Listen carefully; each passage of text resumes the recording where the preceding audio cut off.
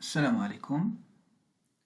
Dans cette vidéo, nous allons voir la partie 2 du chapitre Espace vectoriel et applications linéaires.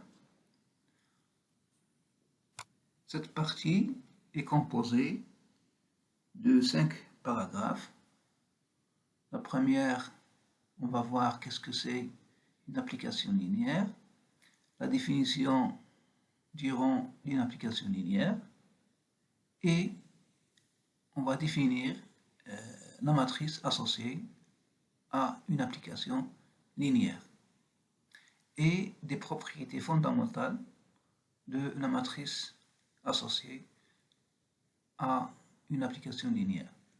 Ensuite, on va voir le rang d'un système de vecteurs et enfin, on va voir changement de la base et matrice de passage. Donc, application linéaire. Donc, on a E plus point et F plus moins point 2K espace vectoriel. Une application qui est définie de E vers F est dite linéaire si F est stable par plus et aussi stable par multiplication par un réel. C'est-à-dire que quel que soit x appartient à E, quel que soit lambda appartient à K, on a f de lambda point x, c'est lambda point f de x.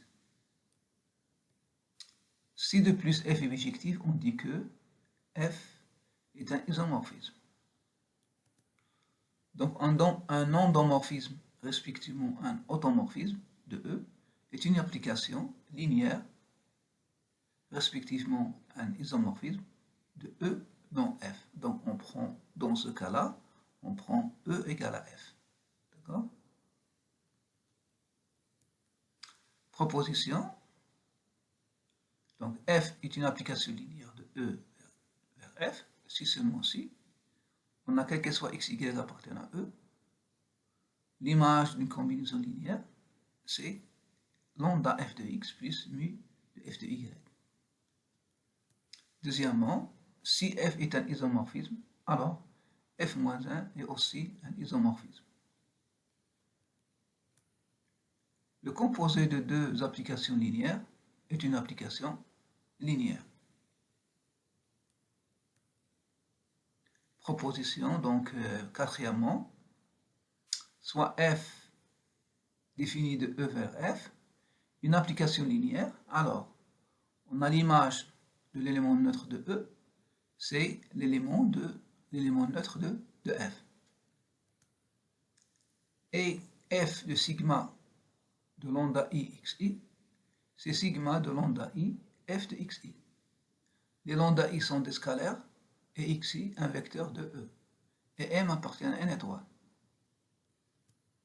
Donc l'ensemble des applications linéaires sera noté L de E de F. Donc sur cet ensemble, on va définir deux lois. La loi plus, donc c'est la somme f plus g, qui est définie par f plus g de x, c'est f de x plus g de x, et la multiplication une loi externe à lambda, donc lambda de f, c'est quoi? C'est x, on fait correspondre lambda f de x. Et on vérifie bien que L de E de f plus point est un K espace vectoriel. Exemple, donc soit E un K espace vectoriel dimension finie, n, E1 vers En, E1 jusqu'à En, une base de E. Donc une application de E vers K de N, puisque E1, En est une base, donc il va exister une seule lambda i égale à 1 jusqu'à N, tel que x s'écrit comme combinaison linéaire des EI. Donc à x, on fait correspondre les coordonnées de x dans K. Donc c'est un isomorphisme. Et on dit que E est isomorphe à Kn. L'exemple 2, donc c'est une application de K de x vers K de x. à P en fait correspond P'. C'est un endomorphisme. Il suffit de vérifier que quel que soit alpha bêta et quel que soit PQ, alors on a l'image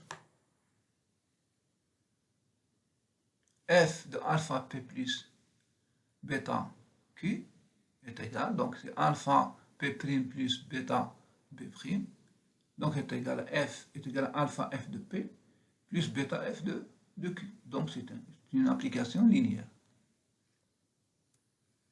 Définition, soit f une application linéaire, on appelle noyau de f, on a notre cœur de f, c'est l'ensemble des x appartenant à E, donc c'est une partie de E, dont l'image est égale à 0 de f.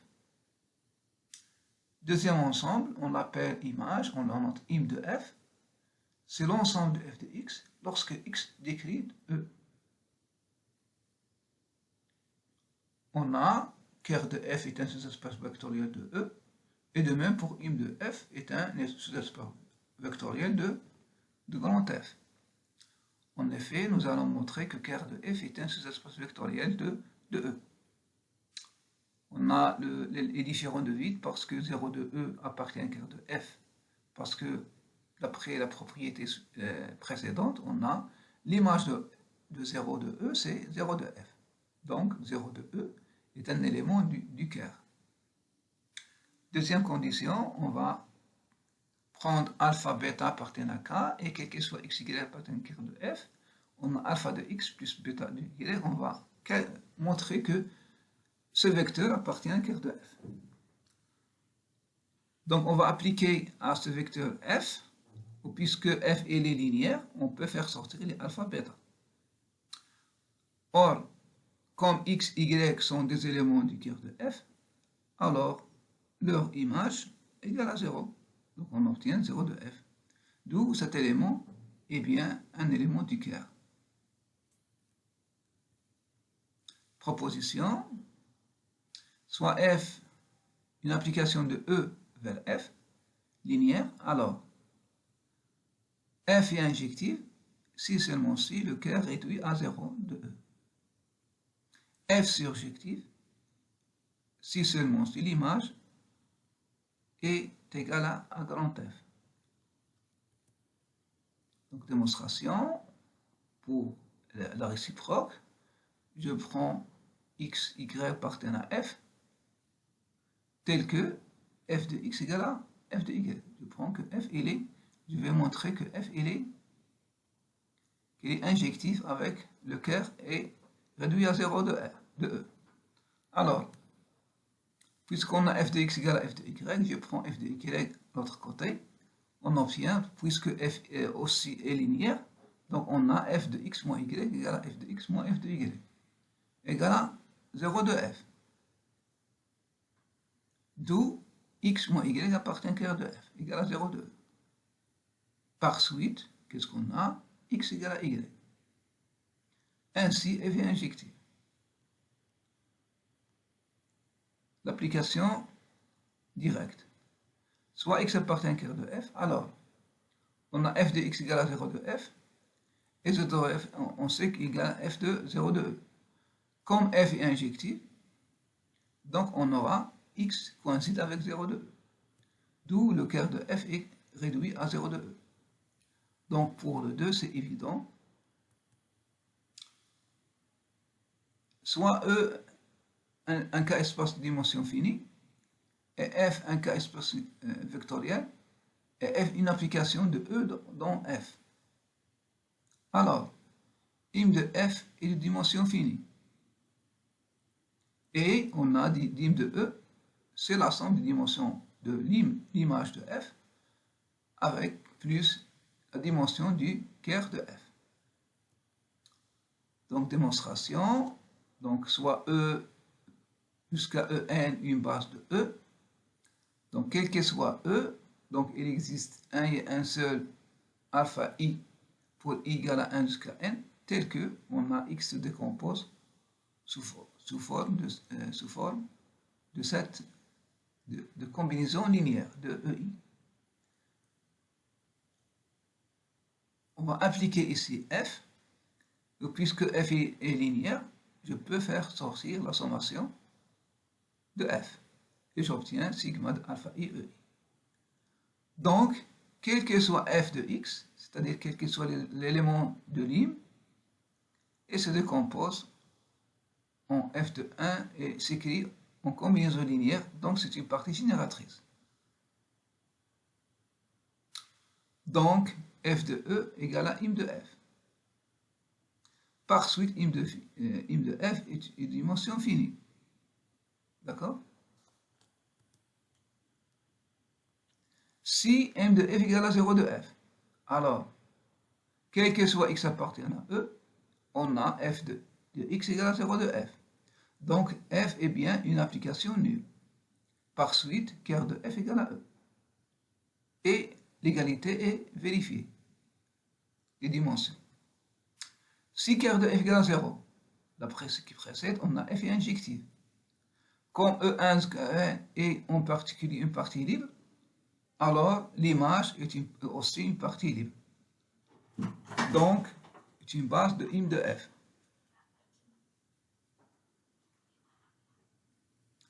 Et l'égalité est encore vérifiée. Supposons maintenant que Q égale la dimension de ker de f qui est positif, et S la dimension de im de f qui est positive. Donc, soit oméga 1 jusqu'à oméga S, une base de im de f. Alors, il existe par définition de im de f, il va exister des vecteurs V1 jusqu'à Vs tels que f de Vi égale à Wi, quel que soit i égale à 1 jusqu'à S. Et nous considérons une base de ker de f. Nous allons montrer que B égale à U1, UQ, V1 jusqu'à Vs est une base de E. Donc on va commencer par liberté, soit lambda I, UJ appartient à K, tel que la somme égale à 0. Nous allons montrer que les lambda I et le mu I sont tous nuls. Appliquons f à cette formule-là. Donc, on va trouver que lambda 1, oméga 1 jusqu'à lambda s, oméga s. Et on a f de U1 jusqu'à f de Q égale à 0 parce que ce sont des éléments du ker. Il reste ça. D'où on a lambda 1 égale lambda s égale à 0 parce que oméga 1 jusqu'à oméga s est une base. Car les oméga sont libres. En remplaçant dans l'égalité, qui devient mu1, u1 plus uq égale à 0. Et comme on a ui est libre, alors les mu sont nuls. Donc c'est une partie qui est libre. B est génératrice, en effet, donc en considérant un élément x de E, donc on a f de x est égal à lambda 1 oméga 1 plus lambda s oméga s. Alors, f de x c'est sigma de i égale à 1 jusqu'à s lambda i f de vi égale aussi sigma, donc puisque f est linéaire, est égal à quoi? F de i égale à 1 jusqu'à s lambda i vi. Donc je vais faire la différence de f de x avec f de sigma égale à 1 jusqu'à s de lambda i vi égale à 0. Donc ce vecteur-là appartient à ker de f parce que le limage égale à 0 de f. D'où x s'écrit sous la forme de x égale à quoi? Sigma de i égale à 1 lambda i vi plus sigma mu ij ui. C'est-à-dire que QB engendre E. D'où on a dimension de E égale à quoi? Est égal au cardinal de B. Cardinal de B c'est quoi? Cardinal de B c'est S plus Q. D'où on a l'égalité. Deuxièmement, rang d'une matrice, rang d'une application linéaire. Définition, donc soit E, un K espace vectoriel dimension finie, et F, un K espace vectoriel. De F est une application linéaire de E vers F. On appelle rond de F, on a notre G rond de F, RG de F, la dimension de im de F. Et on a aussi rond de F, c'est la dimension de im de F. Deuxièmement, x1, xe, des vecteurs de E, on appelle rond de la famille x1 la dimension du sous-espace vectoriel engendré par cette famille-là. Remarque, le rond de F il est inférieur ou égal à l'inf de im de E, d'im de E et d'im de F. Donc si on a le rond de F coïncide avec la dimension de E, alors F est injective.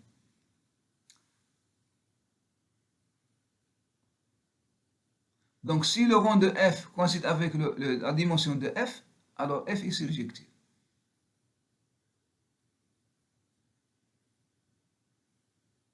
Théorème, soit E et F, 2K espace vectoriel, dimension finie. Donc ici, on prend F et E finis.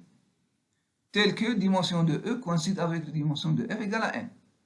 Et soit F une application linéaire de E vers F, alors les propositions suivantes sont équivalentes. Montrer que F est bijective, alors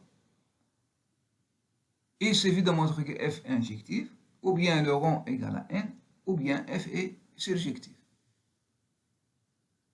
D'après la remarque sur le rond, on a 3 est équivalent à 2 et 2 équivalent à 4. D'autre part, on peut dire que 1 implique 2 et 2 implique 4. Par suite, 2 implique 1. D'accord? Voilà. Exercice. Soit E et F, 2K espace vectoriel de dimension finie. Montrer que E et F sont isomorphes si seulement si dimension de E égale à la dimension de F. E et F sont dites isomorphes s'il existe un isomorphisme de E dans F. Troisième